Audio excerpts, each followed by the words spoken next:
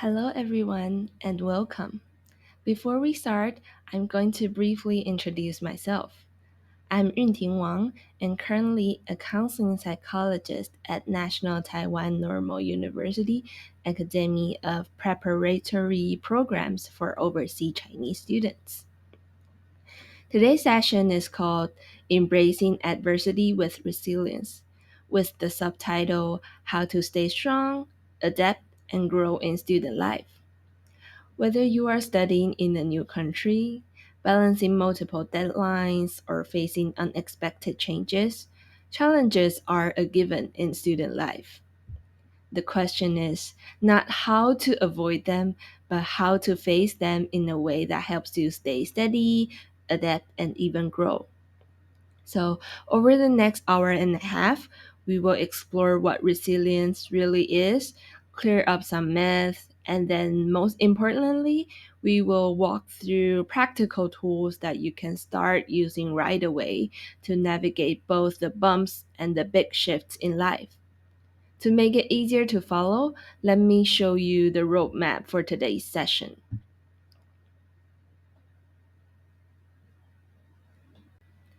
Here's where we are going today. First, we'll define resilience and challenge some common misconceptions about it. Then we'll look at why resilience matters so much in student life, especially when you're adjusting to new environments or handling stress. Then we'll take a quick dive into the science of stress, which is what happens in your brain and body, before we explore the seven core elements of resilience. And for each element, I will share simple, concrete strategies that you can try right away. Finally, we'll wrap up with a short activity that you will not leave just with these simple ideas, but with your own personal mini resilience plan. Let's start with the basics. Before we can talk about how to build resilience, we need to be clear on what it really means. According to the American Psychological Association, resilience is the process and the outcome of successfully adapting to difficult or changing life experiences, especially through mental, emotional, and behavioral flexibility and adjustment to both internal and external demands. In simpler terms, resilience isn't about avoiding stress or problems. It's about learning how to face them, adapt, and keep going. Even when life feels overwhelming, we still have the ability to recover and even grow through that process. As you can see the picture on the left side of our slide, there's a bamboo that bends in a strong storm. But unlike the stiff tree branches that might snap, the bamboo doesn't break. It is flexible, it sways, and once the storm passes, it rises again. That is what we call resilience. Not resisting change, but moving with it and bouncing back stronger. Now you might wonder, is this really possible for humans? How do we develop resilience? What is the benefit of being resilient? And how is resilience different from simply enduring or tolerating pain? As we mentioned in the previous slides, there might be some questions when you come up with resilience. Sure, there are some common myths or similar concepts that are often confusing when we talked about resilience. For example, some people may ask, isn't resilience just about tolerating or enduring? It is true that they share some common similarities, both involving going through difficult times. However, resilience values flexibility and adaptability, while endurance emphasizes persistence and resistance, meaning holding firm without adapting. The danger with endurance is that if you overestimate your capacity, it can actually drag you down or lead to burnout. Another common misunderstanding is that the belief that resilient people don't go through hard times. But actually, resilience doesn't mean that you have to stay strong all the time. Rather, it's about going through ups and downs and processing emotions in a healthy way. Resilient people don't ignore stress or pretend to feel always positive. They acknowledge that these emotions are present, and then they still move forward. Some people may also wonder, is resilience something that you are just born with? And the answer is no. It is not a fixed trait. It is something that can be cultivated. And that's exactly what today's talk is about. Like, how can we develop and strengthen our resilience? But before we get into all that, let's take a moment and look at situations many international students experience: cultural adjustment, and see how resilience plays a role in it. Since resilience matters, you might want to dive deeper into understanding its benefits. But before we get into that, let's talk about a common experience many international students go through, which is the process of cultural adjustment. Some of you may already be familiar with the four phases of cultural adjustment, and that's a transition that many people go through when they move into a new cultural environment. So, as you can see on the left side of this cultural adjustment picture, the first phase is the honeymoon phase. So, when you first arrive, everything feels new and exciting, no matter the food, the people, the places, and you are looking forward to this new adventure, and everything seems just great to you. Then, well, there comes the culture shock or crisis phase. The shock might not be dramatic, but you might start feeling homesick, you may feel confused, you may feel frustrated, or even overwhelmed. You might miss the familiarity of home and feel like you're not quite fitting in. And by over time, you might enter the recovery phase.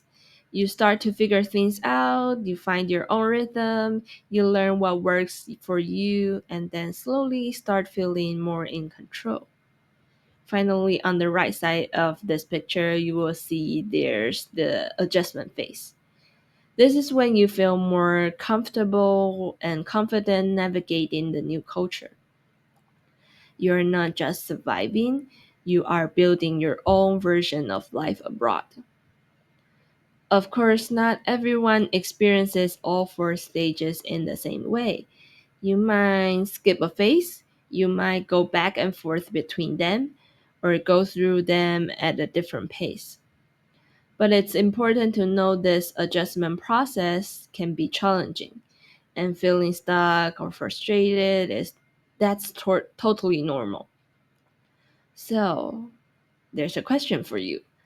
Have you experienced any of these stages yourself? And if yes, how can resilience help? Well, let's find out in the next session. So, what's the benefit of being resilient? And what does it have to do with international students? There are many benefits worth mentioning, and we are going to start with three key ones. First, it helps with stress regulation. As we mentioned before, being resilient doesn't mean that you never feel stressed. Managing stress is still important. Resilience helps you stay calm while facing challenges. You might still feel stress, but intensity is more manageable. Second, it supports your emotional recovery. It is always difficult to deal with stressful moments or overwhelming emotions. Resilience helps you bounce back faster from setbacks. Instead of drowning in your emotions or avoiding them altogether, resilience allows you to process feelings in a healthy way and keep your emotions more balanced over time. Third, it supports your mental health. As you can see, resilience helps regulate stress and stabilize emotions, which is both essential for building a solid foundation for mental health well-being. When your mind is more stable, you are better able to explore new experiences, make decisions, and enjoy your life abroad. With greater self-understanding and emotional control, your confidence grows and matures over time. So, resilience is more than just a personal trait. It is a key to maintaining your overall well-being. As an international student, you may feel more unexpected challenges than you have imagined. That's why building resilience can be a great starting point for a smoother and more fulfilling experience abroad. On the previous slide, we've looked at 3 benefits that resilience have. Now let's take a look at 4 more ways resilience can help us. Fourth, resilience improves academic performance. Resilient students are more likely to recover from failure and stay focused on their tasks. International students often face a tougher semester compared to local peers. But with resilience, you can adjust faster and then be better prepared for the next challenge. Fifth, resilience fosters a growth mindset. It helps you develop a mature and adaptive outlook on life. Instead of being discouraged by failure, you find ways to cope and move forward. Each time you work through a difficulty, your mindset becomes stronger and stronger. It allows you to keep improving no matter what. Sixth, resilience enhances your relationships. So for international students, relationship, no matter it's a long distance relationship or a close relationship, it can be an emotional challenge. When something goes wrong, resilience allows you to stay open to communication and to ask for or receive support when needed. In other words, it helps you face relationship challenges, communicate more effectively, and grow with others. Lastly, resilience is a lifelong skill. It helps you keep striving even though life's ups and downs. While studying abroad won't last forever, the resilience you develop during this time will support you through future transitions and help guide you toward a satisfying life. So, to sum up, the resilience is not only about reacting to challenges, it's about growing through them and then learning to thrive both during your student years and in the life that follows through.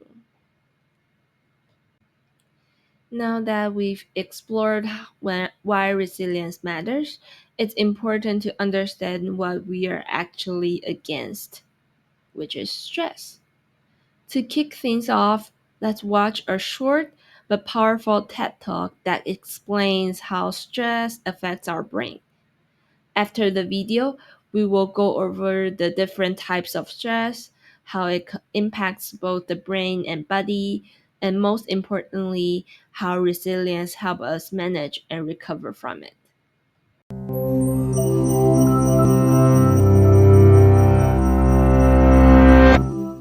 Are you sleeping restlessly, feeling irritable or moody, forgetting little things, and feeling overwhelmed and isolated? Don't worry, we've all been there. You're probably just stressed out. Stress isn't always a bad thing. It can be handy for a burst of extra energy and focus, like when you're playing a competitive sport or have to speak in public. But when it's continuous, the kind most of us face day in and day out, it actually begins to change your brain. Chronic stress, like being overworked or having arguments at home, can affect brain size, its structure, and how it functions, right down to the level of your genes. Stress begins with something called the hypothalamus pituitary adrenal axis. a series of interactions between endocrine glands in the brain and on the kidney, which controls your body's reaction to stress. When your brain detects a stressful situation, your HPA axis is instantly activated and releases a hormone called cortisol, which primes your body for instant action. But high levels of cortisol over long periods of time wreak havoc on your brain. For example, chronic stress increases the activity level and number of neural connections in the amygdala, your brain's fear center. And as levels of cortisol rise, electric signals in your hippocampus, the part of the brain associated with learning, memories, and stress control, deteriorate. The hippocampus also inhibits the activity of the HPA axis, so when it weakens, so does your ability to control your stress. That's not all, though. Cortisol can literally cause your brain to shrink in size. Too much of it results in the loss of synaptic connections between neurons and the shrinking of your prefrontal cortex, the part of your brain that regulates behaviors like concentration, decision-making, judgment, and social interaction. It also leads to fewer new brain cells being made in the hippocampus. This means chronic stress might make it harder for you to learn and remember things, and also set the stage for more serious mental problems like depression and eventually Alzheimer's disease. The effects of stress may filter right down to your brain's DNA. An experiment showed that the amount of nurturing a mother rat provides its newborn baby plays a part in determining how that baby responds to stress later in life. The pups of nurturing moms turned out less sensitive to stress because their brains developed more cortisol receptors, which stick to cortisol and dampen the stress response. The pups of negligent moms had the opposite outcome, and so became more sensitive to stress throughout life. These are considered epigenetic changes, meaning that they affect which genes are expressed without directly changing the genetic code. And these changes can be reversed if the moms are swapped. But there's a surprising result. The epigenetic changes caused by one single mother rat were passed down to many generations of rats after her. In other words, the results of these actions were inheritable. It's not all bad news, though. There are many ways to reverse what cortisol does to your stressed brain. The most powerful weapons are exercise and meditation, which involves breathing deeply and being aware and focused on your surroundings. Both of these activities decrease your stress and increase the size of the hippocampus, thereby improving your memory. So don't feel defeated by the pressures of daily life. Get in control of your stress before it takes control of you.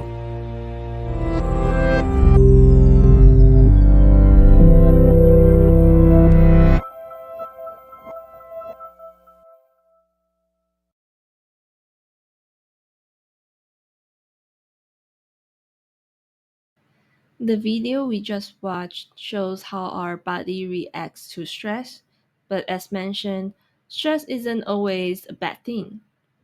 It can sometimes be a source of motivation that pushes you to act or even helps you to discover your potential when trying to solve problems. In other words, stress is a double-edged sword. It can either help or harm, depending on the situation. So let's take a closer look at the different types of stress. First, on the left side of our slide, we have acute stress, which is the most common type. It is usually triggered by a specific event, like feeling nervous before a midterm or giving a presentation in front of a crowd, just like what I'm doing right now. So the key feature of acute stress is that it's short term. So once the event passes or the problem is resolved, the stress level usually goes down. So when I finish this presentation, I think I'm going to take a quick break and then my stress, my pressure will go down really soon. And on the middle of our slide, you can see episodic acute stress. This happens when acute stress occurs repeatedly or regularly in your life. especially if you're in a high pressure environment.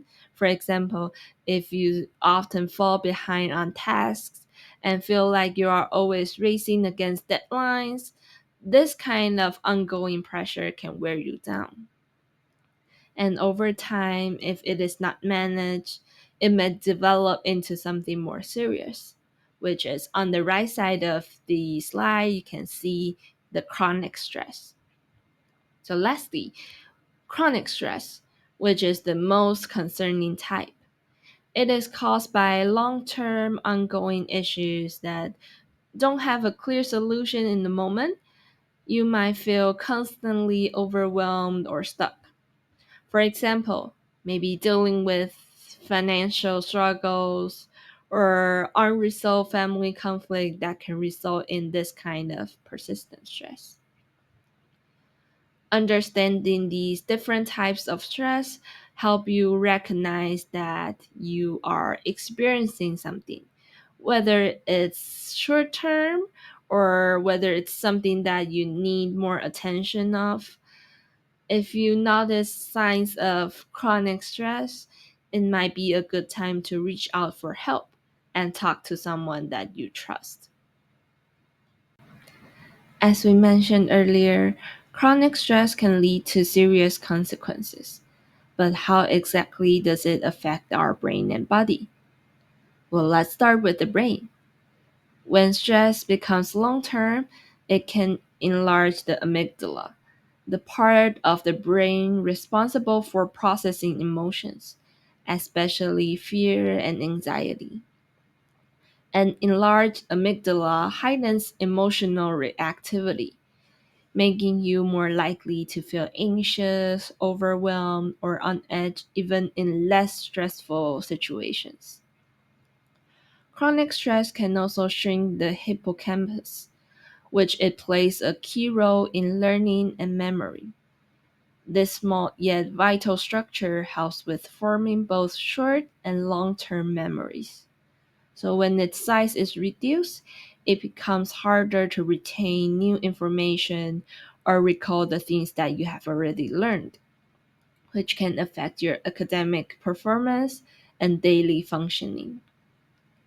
Lastly, chronic stress impairs the function of the prefrontal cortex. It is the area that is responsible for higher level thinking such as planning, decision making, and concentration. With reduced activity in this region, you may find it harder to focus, make thoughtful decisions, or manage multiple tasks at once. Well, but not only is the brain affected by stress, the body is also significantly impacted. So when you experience stress, your body might automatically switch into fight or flight mode. This is an involuntary response triggered when you face a danger or a perceived threat. It prepares you either to defend yourself or to escape from the situation. However, if you are under chronic stress, your body remains in this heightened state for extended periods. This can lead to constant false alarms, making you feel anxious, tense, or on edge even when there's no actual threat. In the long term, chronic stress may increase your risk of developing various health problems.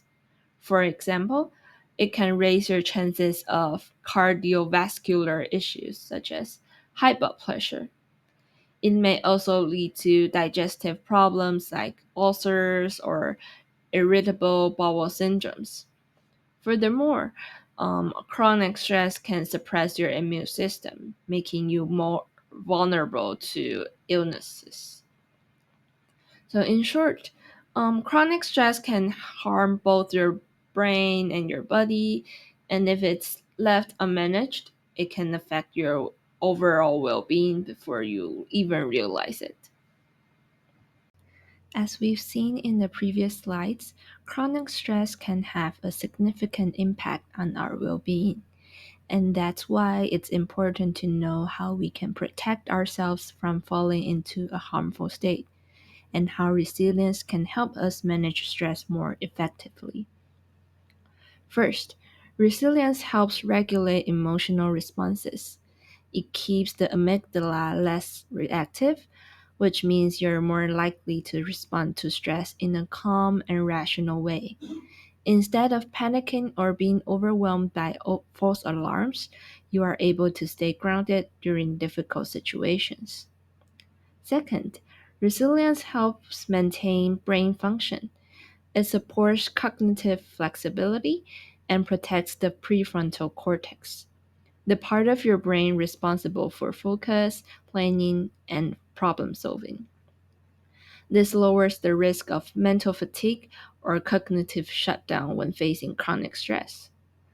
Lastly, resilience helps restore your physiological balance. A resilient mindset allows you to adapt more quickly to stressors and return to a stable baseline sooner. You won't remain in a prolonged fight or flight state, which helps reduce the physical toll of stress and supports better overall health. In short, resilience plays a critical role in protecting both the brain and body from the negative effects of chronic stress. In the next slide, I will show you a short video. You will see how different factors, both challenges and sources of support, interact to shape our resilience over time. Before we move on to the 7 pillars of resilience, I want to show you a short animation that really brings these ideas to life. In this video, you will see how resilience isn't fixed. It changes depending on the challenges we face and the support we have around us. Think of it like a scale. On one side are the stressors and the difficulties, and on the other side are the protective factors like social support, self-care, and coping skills. What's powerful about this model is that it shows how even small positive actions can tip the balance. Adding just one more protective factor, a healthy routine, reach out to a friend, or practicing mindfulness can make a big difference in how we adapt to challenges. As you watch, I invite you to think about your own scale. What challenges are currently weighing on you? And what protective factors could you add or strengthen to help maintain balance? Let's take a look.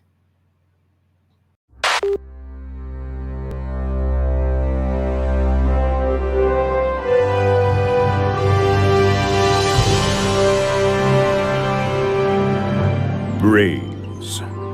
They are everywhere.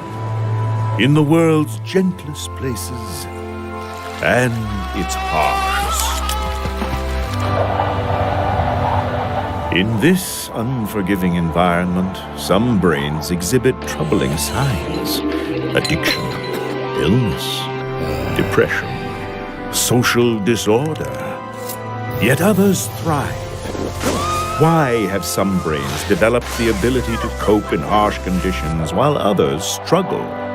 It is one of nature's great secrets. Hi. Hello? This is amazing. But I just need to clarify a few things. This great secret? It's actually science. Severe adversity isn't good for any brain. But it is true that some brains do better than others in the face of significant challenges. Oh, a scientist. Yes, I agree. This is a great secret of science. Great, yes, but not a secret. Let me explain. We're born with brains, but our brains change as we grow.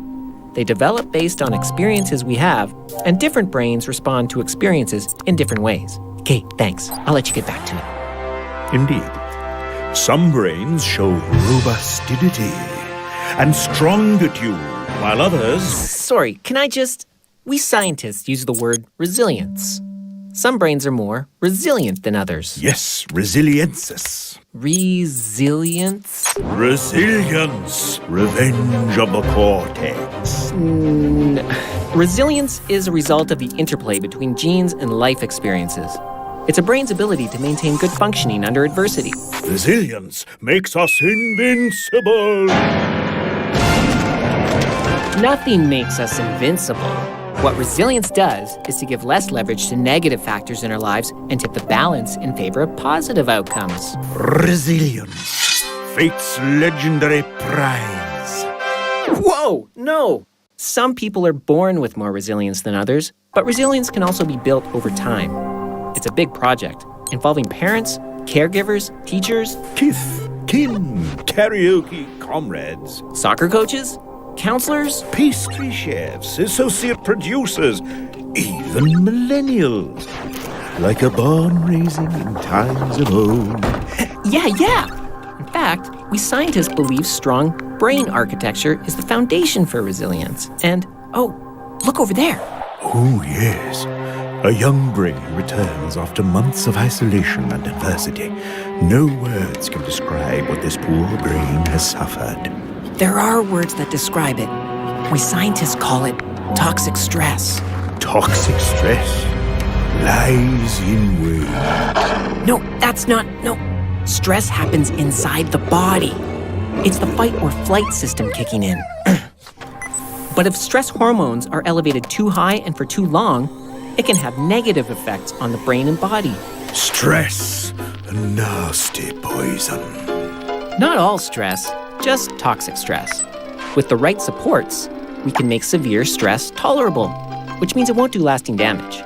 Stress can even be positive because it helps us to learn problem solving and coping skills, which leads us back to resilience. Alas, this brain is resilience-less. No, it isn't. Let me explain. Remember when I talked about giving less leverage to negative experiences and tipping the scale in a positive direction? Well, here's a little something I've been working on. It's a really amazing metaphor. Here goes. I call it the resilience scale. Resilience scales. Protective armor plates that Shiny, but no. The resilience scale helps us understand why some brains are more resilient than others. The resilience scale sends out invisible resilience rays that's It's really just a scale. See? It's a beam being held up by a fulcrum. full of crumbs. Geez, no! A fulcrum. You know, like high school Never mind. Let me just clean this up. See, negative experiences add weight to one end of the beam, and positive factors add weight to the other end. Ideally, we want the scale to tip toward the positive side and lead towards positive life outcomes. The brain's future literally hangs in the balance. The position of the fulcrum can be understood as our original capacity for resilience. It's something like our genetic starting position. Remember the young brain that was struggling to survive? Look, it started life with the fulcrum off-center, giving more leverage to negative experiences. Serious stuff, like abuse, neglect, and chaotic environments. That means positive factors like responsive relationships, safe environments, and learning opportunities had less leverage. Over time, the negative load shifted the fulcrum even farther in a negative direction. Tragedy. Not at all. Right now, this brain is experiencing poor health. But with help, the scale can be tipped toward more positive outcomes. The first thing we can do is to stop negative experiences from stacking up. Then, we can add more positive factors, loading up the positive side of the scale. And we're not done. We can work to shift the fulcrum in a way that favors positive outcomes. The fulcrum, an amazing instant fix-it button. No, it's a process. It involves many supportive people and plenty of time. Remember? This brain is still young, so adult brains can work with it to relieve toxic stress and teach coping skills. In early childhood, these efforts can push the fulcrum a considerable distance. Childhood, filled with fascination and fulcrum flexibility. Sort of, but there are other sensitive developmental periods that are windows of opportunity, like adolescence. And even if this brain doesn't get help until adulthood, change is still possible. It will take more support, and the change will be less dramatic. But any fulcrum can be moved to make positive outcomes more achievable. The bad experiences disappear. I'm afraid not. It's hard to undo the effects of past negative experiences, and it takes time. But we can eventually relieve the burden of those negative experiences. Our little brain can get the help it needs to adapt, recover, and enjoy good health and wellness. And everyone, everywhere can become more resilient for eternity. Why not? With the right support, everyone everywhere can become more resilient. I'm so glad I saved humanity. It's been a majestic experience. Yeah, me too. Well done.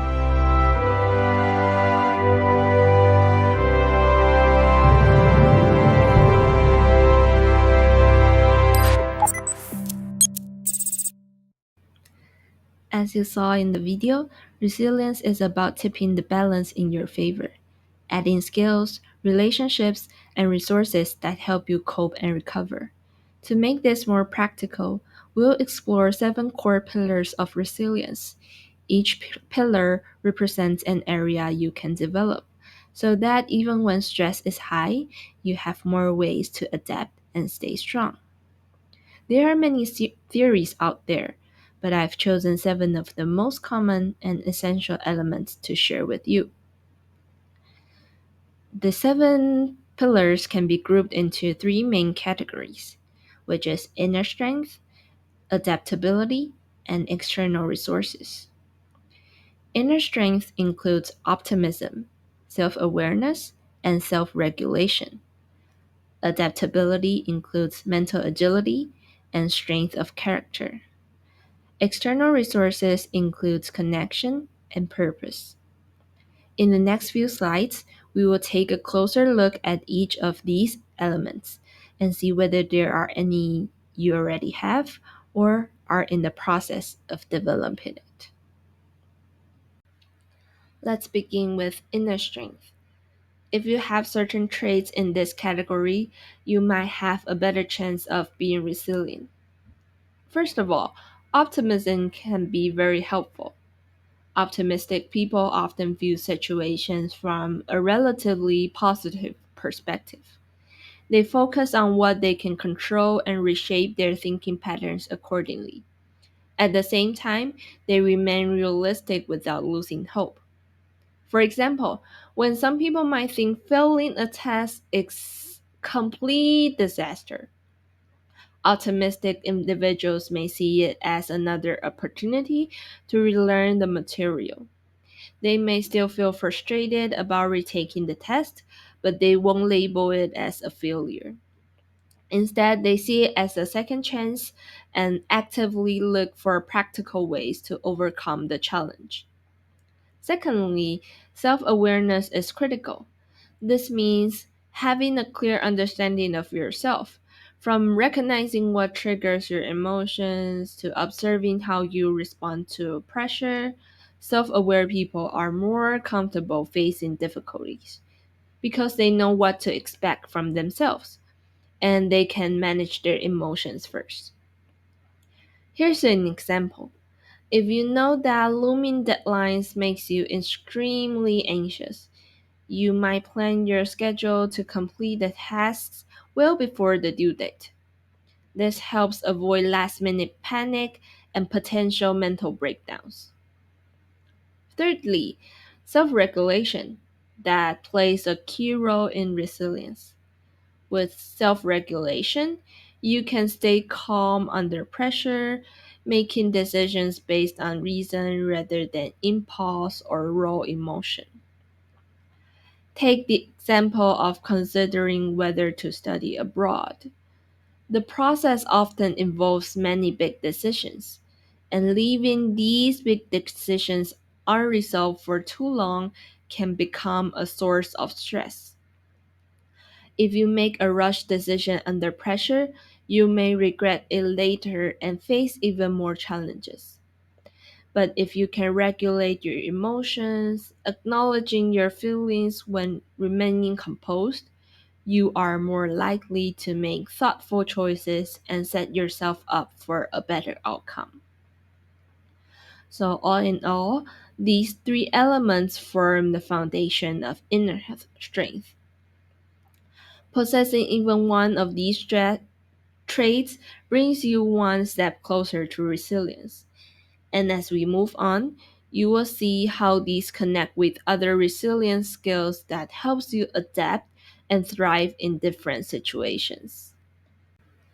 On the last slide, we talked about the three elements of inner strength. Now let's move on to the two important parts of adaptability: mental agility and strength of character. Adaptability means how well we can adjust and respond when things get tough. Mental agility is a big part of this. It is about being open to new info and challenges. And when something is not working, being able to quickly change your mindset and come up with a new plan to handle it better. For international students, a common challenge is realizing that your own culture might not fit perfectly in a new place. Like Asian cultures often focus on the group, while Western cultures tend to focus more on the individual. So, if a Western student studies in Asia, they might not get why people care so much about others over themselves. If you can stay open minded and accept these differences, and slowly adjust how you deal with different cultures, you might find it easier to fit in without losing yourself. Now, strength of character is also a really important part of resilience. It means having clear values, things like honesty, integrity, responsibility. That helps you make steady choices when things get hard instead of just being pushed around by emotions and situations. So, going back to the culture example, if you don't have a strong set of values, you might feel lost about which rules to follow. But if you keep your core values while adapting, you will feel more comfortable and true to yourself in the new culture. You might wonder, mental agility means being flexible, but strength of character means sticking to your own values. Isn't that a bit contradictory? Actually, these two qualities work together. Having solid values gives you a firm center when things get rough, and mental agility helps you stay flexible in how you handle challenges. So, these are the two key traits for adaptability in resilience. And next, we will talk about the important traits under external resources. Now, we're moving on to the last major category of resilience: external resources. These are the pillars that support our resilience from the outside. Building resilience isn't only about integrating our internal strength or having adaptability. It also requires the support of external resources to help us stay mentally strong. One key element here is connection. Having a solid social support system is one of the most important factors in maintaining resilience. As social beings, we rely on interaction, mutual support, and interdependence. In daily life, we can build strong relationships with family, with friends, and peers, and so that when we need it, we can offer each other care and encouragement. When facing challenges, being able to reach out to trusted people for help or collaboration can make huge difference. So for international students, connection is especially important. Moving across the world often comes with a deep sense of homesickness. In such moments, having ways to stay connected to home can help ease those feelings. Whether it's exchanging messages with family, having regular video calls, or organizing an online movie night with friends. And when difficulties arise, those connections can be the first source of support, helping you avoid feeling lost or panicked when you are far from home. Another equally important element is purpose. Having a clear sense of life goals and meaning can boost your resilience, keeping us hopeful even in the face of setbacks. Purpose means knowing that what you are aiming for and staying motivated on your personal journey.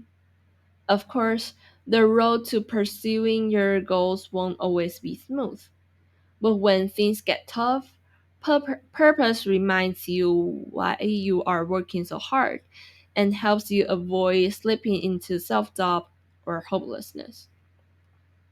Some of you may wonder, why is purpose considered an external resource? After all, it seems like something that comes from within. But in reality, purpose often connects to the outside world. It may come from something you want to protect, people you want to serve, or a cause you deeply care about. These connections to the external world often become the very reasons you keep going. So here's something for you to reflect on. What is your purpose as an international student? Some of you might already have a clear answer, while others are still figuring out. Either way, purpose is worth exploring. It can keep you motivated throughout your academic journey and help you recover faster from setbacks, guiding you toward where you truly want it to be. So, to sum up, whether it's the inner strength that comes from within, the adaptability that allows us to adjust, or the external resources that nurture us from the outside traits, these are all essential building blocks of resilience. They are not necessarily traits that we are born with, they can be developed over time. So, how exactly can we build them? This is when we will explore in the next few slides. As we mentioned earlier, the key elements that make up resilience are not necessarily something we are born with. With the right practice, they can be developed over time. In the next part of this presentation, we are going to take a closer look at practical strategies that can help us strengthen our resilience. Before we dive into the details, let's quickly go over the strategies we will be exploring. When we come into inner strength, we will talk about ways to build optimism, such as reframing how we think about challenges and practicing gratitude on a regular basis. We will also look at self awareness, which can be strengthened through habits like journaling and mindfulness. And for self regulation, we will explore tools like breathing techniques and emotion regulation skills that can help us stay calm under pressure.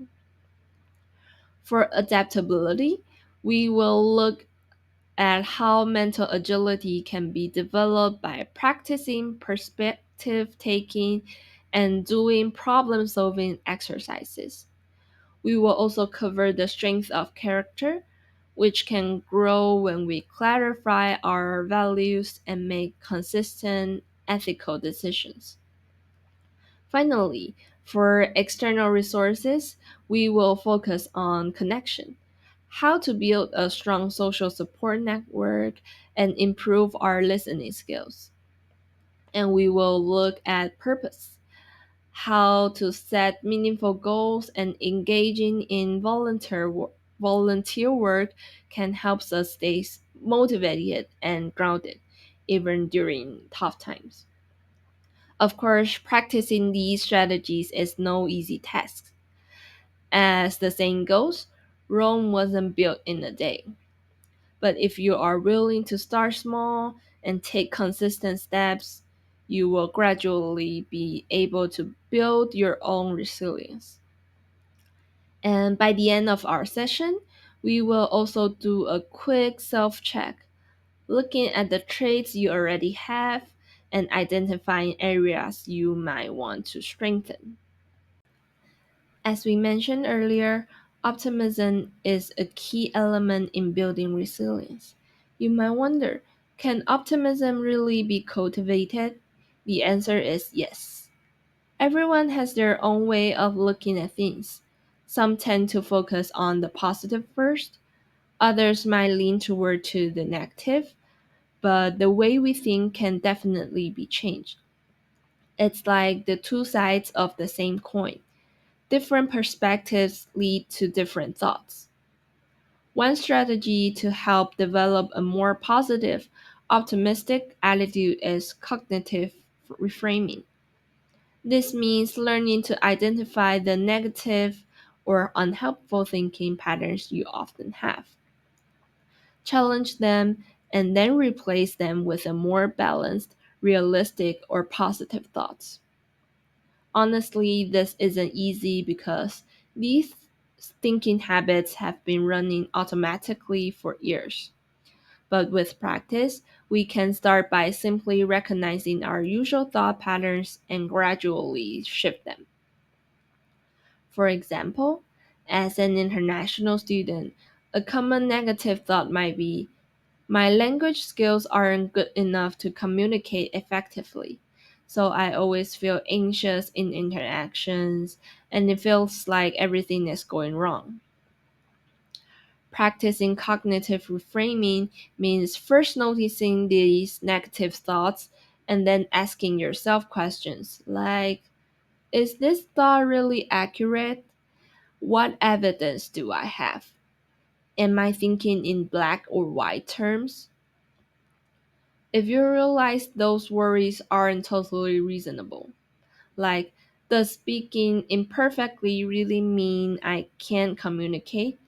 Or is this really a complete disaster? Then you can start to adjust your thinking toward more positive or practical ideas. For example, I already speak a second language, which is great. Or are there tools or strategies that I can use to express myself better? Besides cognitive reframing, changing our thinking patterns can be effective but often requires time and patience. If you want to start with something simpler and more practical, another great strategy is practicing gratitude. Gratitude practice is relatively straightforward and easy to try. The simplest way is to find three things, whether it's people, whether it's events, whether it's some objects you are very thankful for each day, and then write them down. The purpose of this practice is to help you notice the small positive things in your life. Sometimes in the routine of daily life, we forget that good things are happening around us all the time. But by recording these moments of gratitude, we remind ourselves that positive experiences are happening frequently, even if they seem small. These little things accumulate and help build a more optimistic attitude. Both of these strategies can help cultivate optimism. Where you start, it's up to you. But if I have to recommend one, gratitude practice might be the easiest and the lowest cost way to begin. You might want to try starting there. Remember, the things that you are grateful for don't have to be big. Sometimes just noticing a beautiful flower by the roadside, that's just enough. As we mentioned earlier, building resilience starts with knowing ourselves better. Self awareness is a crucial because without it, we won't know which areas we can adjust or improve. Gaining self awareness isn't easy, but it's definitely possible. One approachable way to start is through journaling. Do you have a habit of keeping a journal? When journaling, it's not just about recording the events of your day. It's also about noting your thoughts, emotions, and reactions to these events. This process acts like a mirror. It helps you see your inner world more clearly. Over time, you may start to notice certain thinking patterns you weren't aware of before. If some of these patterns are holding you back, adjusting them can be an important step forward. You can even combine this with the gratitude practice that we discussed in the previous slide, recording not just your thoughts, but also the positive things that you notice around you. Some of you might feel unsure where to start if you never journaled before. The good news is you don't need fancy words or complex ideas. You could simply respond to a few prompts such as, what happened today? What did I think and feel about these events? Did I notice any habitual patterns in my thinking or reactions? If a similar situation happens again, what could I do differently? These are the simple questions that can open the new door to a deeper self reflection and greater self awareness. Another great way to build self awareness is practicing mindfulness. Many people think of mindfulness as meditation, but it actually goes beyond that. Mindfulness means intentionally bringing your attention to the present moment and noticing your inner state and surroundings without judgment. This doesn't mean you never judge things. It's about not letting those judgments control you. It's because it's extremely difficult to have zero judgments at all. There are many ways to practice mindfulness, and each person may find the method that works best for them. If you are new to it, you might try finding a new comfortable spot at home, choosing a posture that feels relaxing, and using steady breathing to settle your mind. At the same time, allow your thoughts to flow naturally without forcing yourself to think nothing or to be perfectly calm. Notice what comes up.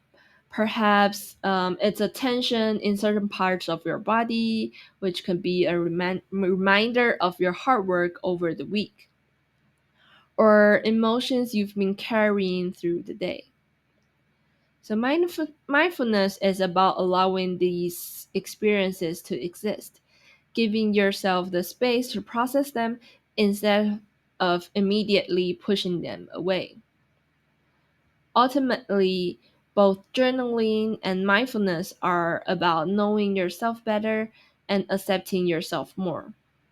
The goal isn't to judge yourself harshly, but to recognize where change is possible. With greater self awareness and self acceptance, we have more capacity for self regulation, which is exactly what we will talk about in the next slide. Once we have a clearer understanding of ourselves, the next step is to work on self regulation. Self regulation builds on self awareness. It's about monitoring our thoughts, assessing whether they fit in the current situation, and then making appropriate decisions and responses. One of the simplest ways to start is through breathing techniques.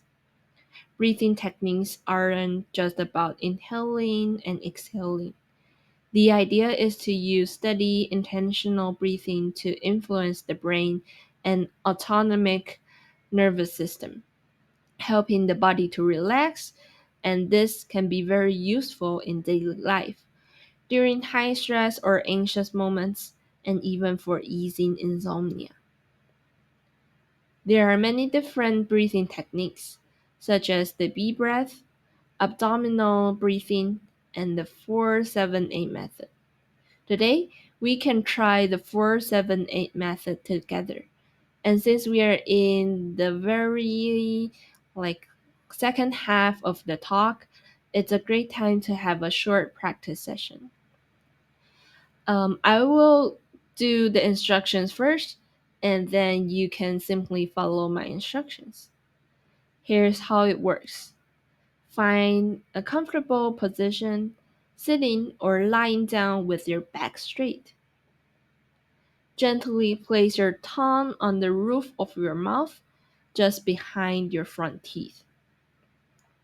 And then you will be doing an inhaling, hold, and exhaling for 4 seconds, 7 seconds, and 8 seconds. So, now let's prepare for inhaling. Inhale slowly through your nose while counting 4 in your mind. 1, 2, 3, 4. Then hold your breath for a count of 7. 1, 2, 3, 4, 5, 6, 7. Finally, exhale slowly through your mouth for a count of 8 and making a soft whoosh sound. So 1, 2, 3, 4, 5, 6, 7, 8. That's one cycle, and you can repeat it a few times depending on how you feel. Once our body feels calmer, it becomes much easier to handle our emotions too. After all, self-regulation works both from the body to the mind and from the mind to the body. When it comes to regulating emotions, there are skills we can use to keep emotions from taking over. Sometimes we fear emotions, thinking that they affect us too much. But emotions are a natural part of being human. The key is not to reject them, but to notice them, accept them, process them, and finally respond in a way that fits the situation. A simple regulation technique starts with awareness. Notice that you are experiencing an emotional shift, and before reacting, pause. Identify where this emotion is coming from. Naming the emotion helps you acknowledge it and recognize what you might need at the moment. This gives you space to process and respond more effectively.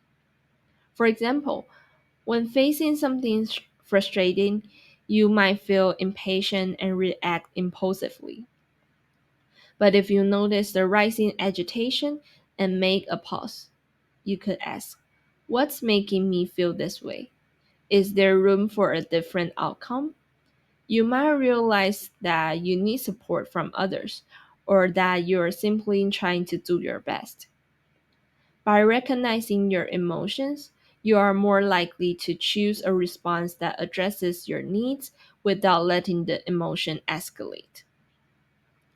Practicing these self-regulation strategies can help you maintain balance in both body and mind, build self-support from within, and bring out resilience to face different challenges. Now that we've explored inner strength, next we'll look at how adaptability plays a role in building resilience. Resilience at its core has a lot to do with adaptability.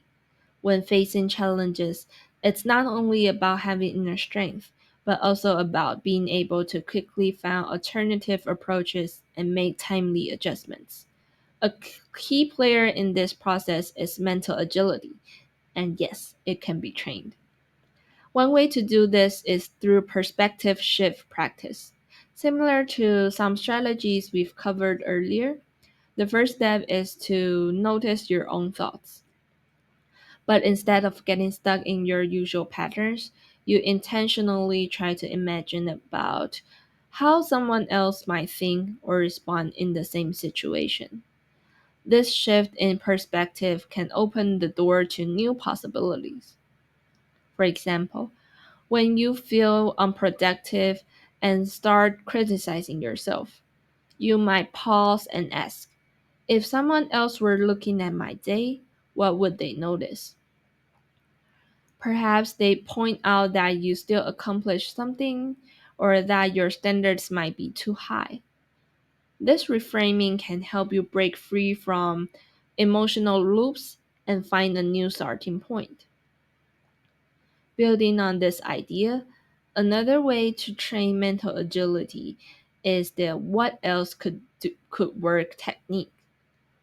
At the first glance, it might sound vague, but it's really about training yourself to have multiple responses instead of defaulting to just one.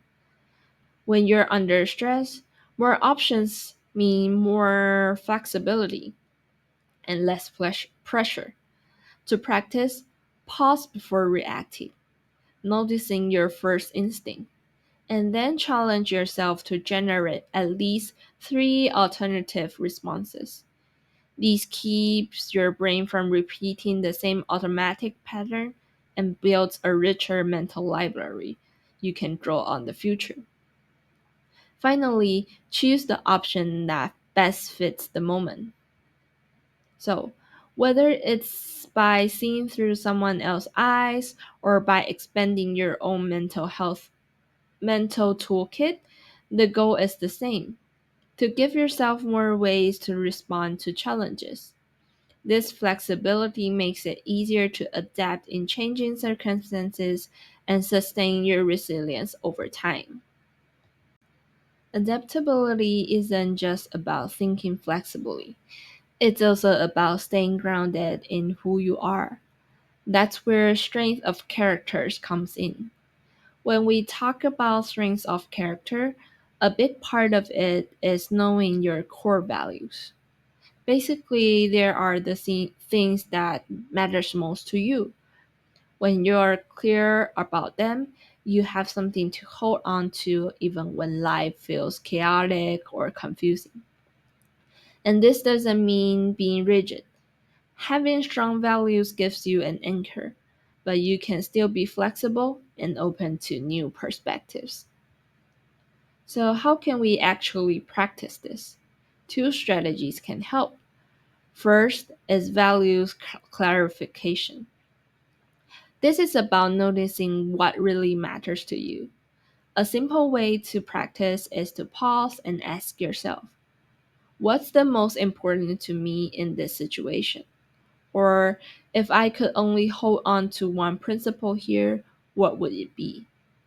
For example, imagine you are in a group project and there's pressure to cut corners. If one of your core values is honesty, this awareness helps you speak up or propose an alternative, instead of going along just because everyone else does.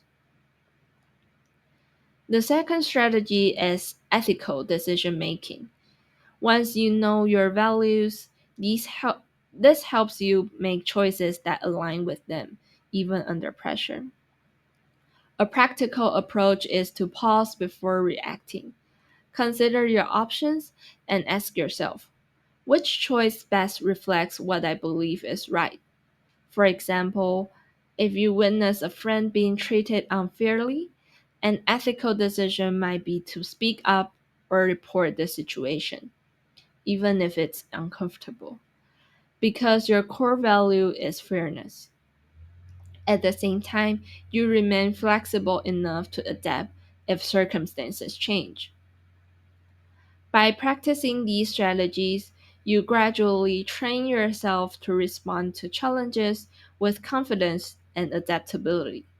You don't get pulled around by every external pressure or fleeting emotions, but you are also not stuck in the same old patterns. Instead, you have a framework, a kind of internal compass to guide your choices and keep your resilience strong. As we move from adaptability to external resources, one key element of resilience is connection, the support we receive from others. Facing challenges is always easier when we know we're not alone. One way to strengthen connection is by building social support. This means noticing the meaningful relationships in your life and nurturing them, whether it's friends, it's family, it's classmates, or mentors. For example, if you're struggling with a group project, you could reach out to a classmate, share your concerns, and get their perspective. Just doing this can lighten your load and help you see things in a new way. A simple way to practice this is to check in with someone in your network at least once a week. Offer your support too. Over time, these small interactions help create a reliable network that makes you feel more resilient. Another important strategy is active listening. Active listening means really paying attention to others, not just their words, but also their feelings and intentions. For instance, if a friend is stressed about exams, instead of jumping in with advice right away, you might say, "It sounds like you are feeling really overwhelmed with all the deadlines." This shows that you are hearing them and emphasizing. To practice, try pausing when someone talks, focusing completely on what they are saying, and reflecting back what you understand. This is not only help your friend feel supported, but also strengthens the bond between you, making it easier to exchange support when it's needed. By practicing these two strategies, building social support and active listening, you can strengthen your social resources. The more connected you are, and the better you understand those around you, the more effectively you can navigate challenges together. Now let's talk about purpose, which is another crucial pillar for building resilience. Having a sense of purpose helps us stay motivated, make meaningful decisions, and find directions even in challenging times. Two practical ways to strengthen this area are goal setting and engaging in volunteer or meaningful activities. First, goal setting. This isn't just about making a to do list, it is about clarifying what truly matters to you. The steps are simple but powerful.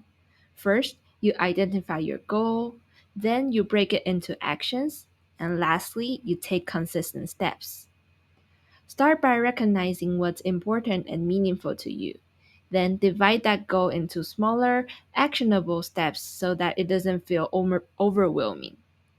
Finally, take consistent steps no matter how small and track your progress along the way. Over time, these small actions build momentum and reinforce your sense of purpose. Second, volunteer or meaningful engagement. Contributing to something bigger than yourself not only benefits others but also strengthens your own resilience. Here, the steps are discover, participate, and reflect. First of all, you explore activities or opportunities that align with your values and interests, and then actively participate and contribute your time, skills, and energy. Finally, you take a moment to reflect. What did you learn from this experience, and how does this impact your sense of purpose?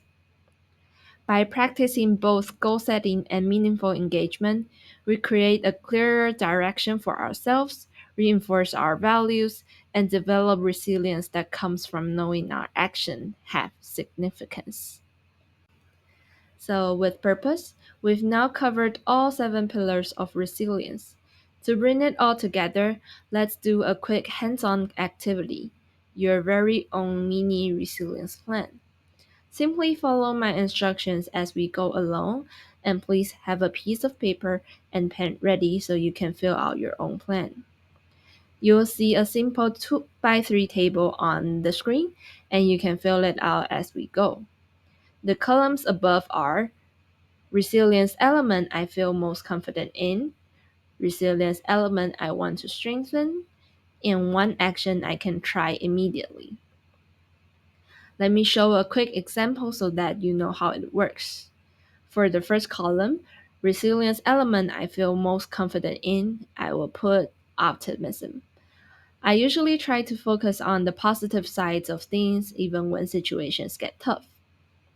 For the second column, resilience element I want to strengthen, I will write self regulation. I sometimes notice that when I'm stressed, my reactions can be impulsive, so I want to improve in this area. For the third column, one action I can try immediately, I will write practice the 4-7-8 breathing technique whenever I feel stressed. And now it's your turn. Take a moment to reflect on your strengths, what you would like to work on, and a small action you would like to try today. Don't worry about getting it perfect. The goal is to take one small step forward. And great job!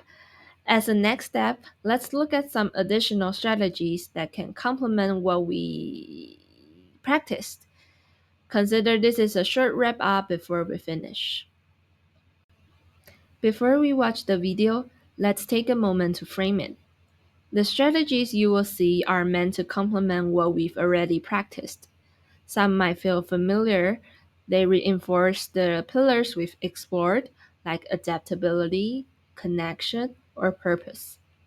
Others may offer new ideas, giving you additional tools to respond to challenges in daily life. As you watch, try to notice which strategies resonate with you personally, which ones feel realistic for you to try, which ones could add a new perspective or habit that might strengthen your resilience over time. Remember, resilience isn't about mastering every technique. It's about experimenting, finding what works for you, and gradually building a toolkit of strategies you can rely on. Think of this short video as a set of extra options you can consider adding into your mini resilience plan. Now, let's watch and see which strategies stand out to you. In life, everyone encounters hardships. Some will be big, and others will be small. Whether it's the loss of a loved one, getting laid off, heartbreak, divorce, or even just putting orange juice in this morning cereal instead of milk, there will be tough times. When these difficult times inevitably arrive, we can either choose to let them swallow us up, or we can choose to keep going and make the best of the cards life has dealt us. Yes, even when there's orange juice in your cereal. This is where a very important skill comes in: resilience. Resilience is the ability to pick yourself back up and move forward after tragedy or challenges. It's grit, it's determination, it's deciding not to quit, and that even if the worst happens, you'll be okay. But this important skill is not an innate ability.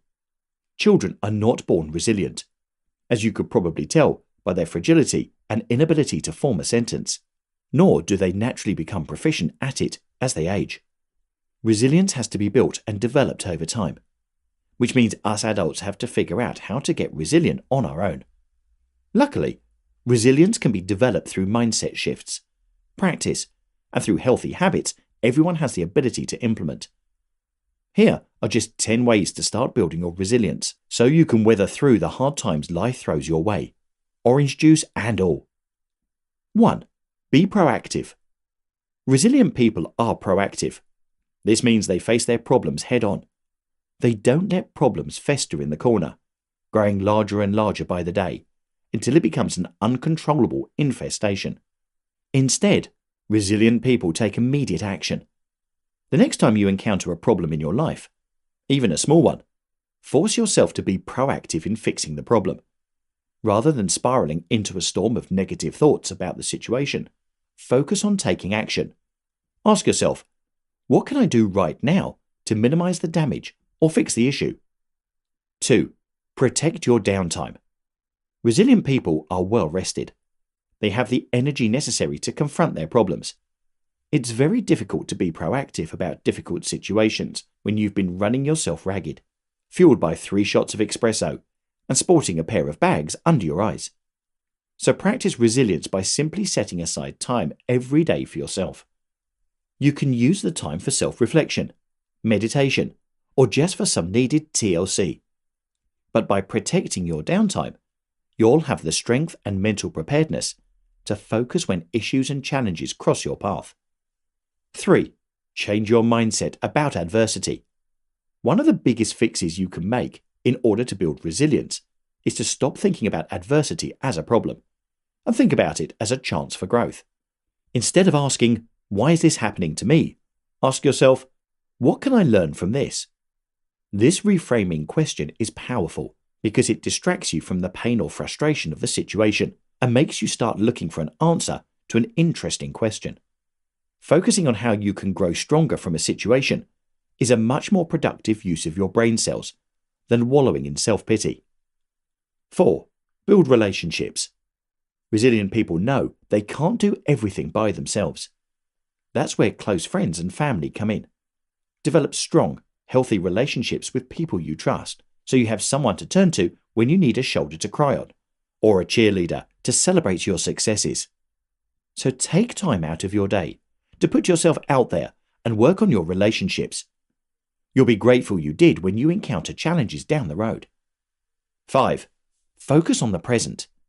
An easy trick to develop resilience is simply to practice focusing on the present. Whenever you find yourself bogged down by past mistakes or worried about the future, catch yourself and then refocus on the present. Mistakes, both past and future, are not in our control, and thinking about them too much only causes additional stress. Plus, if you think too much about the past or future, that's energy and time you could be using towards your present, the thing you can control. So build your resilience up by developing your awareness of your thoughts and feelings and turning them towards the present moment, rather than towards things you can't change. 6. Know that life isn't fair. Growing up, your parents or teachers might have told you that life isn't fair when you really wanted something you couldn't get. As a kid, it might have been pretty upsetting. But as we get older, the idea that life isn't fair can actually be comforting. Life isn't fair, not for anyone. Every human being on this planet experiences hardship, some more than others, but there are still problems in everyone's life. You are not alone in pain. Resilient people realize this about life, and they don't dwell on wrapping their heads around the fact that something bad has happened. Instead, they know that bad things happen, and they accept them when they come. They know life isn't fair, and they don't spend time worrying about it. There's nothing they can do. So it's more important to focus on things within their control. 7. Stay flexible.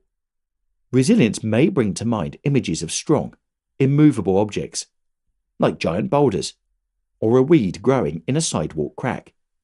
You may be imagining any number of things that don't change, despite what goes on around them. However, this could not be further from the truth. Resilience actually involves a lot of flexibility and creativity. Challenges in your life may cause you to have to pivot, to change direction. This doesn't mean you have to give up on goals or dreams. It just means you may have to reach your goals in a way you hadn't anticipated before. Stay creative with your options in life, and you'll be able to navigate through any difficulty. 8. Focus on what you can change. As we've touched on a bit so far, one of the best things you can do to build resilience is to focus only on what you can change. People who constantly blame their environment for their circumstances, whether or not they are right or wrong, definitely never see their circumstances change. However, resilient people who decide that they are the force which can change their own life do see changes in their circumstances. A defeated attitude doesn't help overcome challenges. Only those who rise to the challenge see change and growth. So get rid of that defeatist mindset and accept that you are the one with the power. 9. Be grateful. Negativity is the greatest killer of resilience. Practice gratitude in your daily life as much as possible. We all know it's far too easy to focus on negative things in life. Our brains are hardwired to do so and keep us out of danger. But if you know you're not in any immediate danger, try shifting your attention to the good things about a situation. This, just like anything, becomes easier with practice. So try writing down 3 things you're grateful for every day. You'll be surprised at how many things you come up with, and you may end up more content with your life as you see your growing list of reasons to be happy. 10. Practice resilience in the wild. One way to develop resilience is to seek out challenges in your life on purpose. For example, try starting a 30-day challenge, or apply to jobs until you have 50 rejection letters, or even try taking cold showers every day. Heck, you might even end up enjoying it. Putting yourself out there again and again will teach you to not be so afraid of failure, and will show you that no matter what, you can make it through a lot of things unharmed. Resilience may be one of the most important skills we can learn in our lives. To be able to overcome adversity and frustration and hurt and heartbreak is an invaluable skill, because all these challenges will inevitably come our way eventually. So, if we can be ready for them, if we can be resilient, in whatever small way possible, then we can spend less time affected by things we lose or lose out on, and more time experiencing the joy of the amazing things in our life that we do have. I hope you found that video helpful. As you can see, there are many ways to strengthen resilience. Some you already practice, and some you might want to try next. Let's now bring everything together and highlight the key takeaways from today's session. First, resilience isn't just something you either have or don't have. It's a skill set that you can learn, practice, and strengthen over time.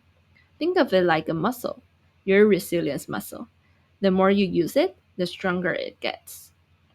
Second, the 7 pillars we've explored: optimism, self regulation, self awareness, adaptability, strength of character, connection, and purpose. These are not abstract concepts.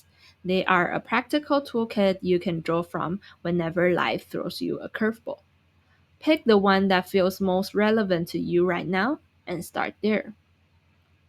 Third, small steps matter. One tiny action, like practicing a quick breathing exercise, reframing a stressful thought, or checking in with a friend, can shift your day and over time your whole trajectory. As you leave today's session, I invite you to stay curious, stay connected, and stay adaptable. Keep experimenting with these strategies and see what works best for you. Thank you for spending the time with me today. I hope you walk away with not just ideas, but also the confidence to put them into action and build your own path to resilience. Thank you and goodbye.